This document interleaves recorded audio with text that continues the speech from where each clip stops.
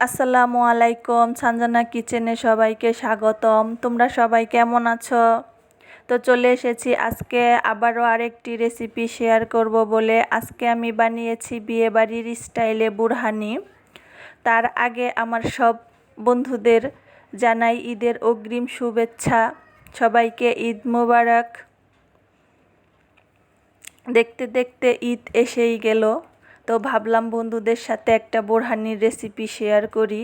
যেহেতু ঈদে প্রচুর খাওয়া দাওয়া হয়, খাওয়া দাওয়ার পরে একটু বুরহানি না হলে চলে না। আমার কিন্তু এই খাওয়া দাওয়া করার পরে এই বুরহানিটা খেতে ভীষণ ভালো লাগে। বুরহানিটা কম বেশি সবাই অনেক পছন্দ করে। তো কার কার বুরহানি খেতে ভালো লাগে কমেন্ট করে কিন্তু জানিও। তো দেখো বন্ধুরা, এটা দেখতে যেরকম, খেতেও কিন্তু ভীষণই মজা হয়েছে। তোমরা অল্প সময়ের মধ্যেই ঝটপট এটা বাসায় বানিয়ে খেয়ে নিতে পারো। এত সুন্দর বুরহানি যদি বাসায় বানানো যায় তাহলে বাহিরে থেকে কিনে এনে খাওয়ার কি দরকার। তো চলো তোমাদের রেসিপিটি শেয়ার করে দেই কি কি উপকরণ দিয়ে আমি বুরহানিটি বানালাম। এইখানে আমি 250 গ্রাম টক দই নিয়েছি। দেখো, টক দইটা আমি ভালো করে ফেটিয়ে নেব।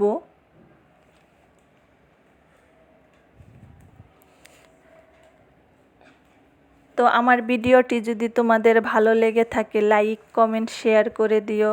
আর প্লিজ আমার চ্যানেলে যারা নতুন বন্ধু তারা আমার চ্যানেলটিকে সাবস্ক্রাইব করে দিও প্লিজ। আর বেল বাটনটি অন করে দিও নতুন ভিডিওর নোটিফিকেশন পেতেই। আশা করি ভিডিওটি স্কিপ না করে শুরু থেকে শেষ পর্যন্ত দেখবে। আর যারা ফেসবুক পেজ থেকে দেখবে তারা একটা ফলো দিয়ে শেয়ার করে দিও প্লিজ। তো আমি এইখানে 3 টেবিল চামচ চিনি দিয়ে দিলাম। দিয়ে ভালো করে হাত দিয়ে লাড়িয়ে এটাকে মিক্সড করে নিব। তোমরা চাইলে চিনির শিরাটাও দিতে পারো। চিনির শিরাটা দিলে তাড়াতাড়ি মিক্সড হয়ে যায়। তো দেখো বন্ধুরা, আমি এই দিকে পুদিনা পাতা, ধনে পাতা, 4টা কাঁচামরিচ আর সাদা সর্ষেটা পাটায় বেটে নিয়েছি। তোমরা চাইলে ব্লেন্ড করেও নিতে পারো। নিয়ে এটাকে একটু গুলে নিয়েছি পানি দিয়ে। আর এই দিকে আমি দিয়ে দেব বিট লবণ পরিমাণ মতো। এখন দিয়ে দিব জিরা ভেজে গুঁড়ো করে রেখেছিলাম ওইটা 1/2 চামচ। দিয়ে দেব গোলমরিচ গুঁড়া সাদাটা ভেজে গুঁড়ো করে রেখেছি ওইটা। দিয়ে ভালো করে এটা মিক্সড করে নেব। এখন দিয়ে দেব বেটে রাখা ধনে পাতা পুদিনা পাতাটা দিয়ে আবারও ভালো করে মিক্সড করে নেব। খেতে কিন্তু খুবই মজা। তোমরা বাসায় বানিয়ে খেয়ে আমাকে কমেন্ট করে জানিও কেমন হয়েছে। দিয়ে দিলাম উপর দিয়ে লেবুর রস। এখানে আমি 1 টেবিল চামচ লেবুর রস দিয়েছি।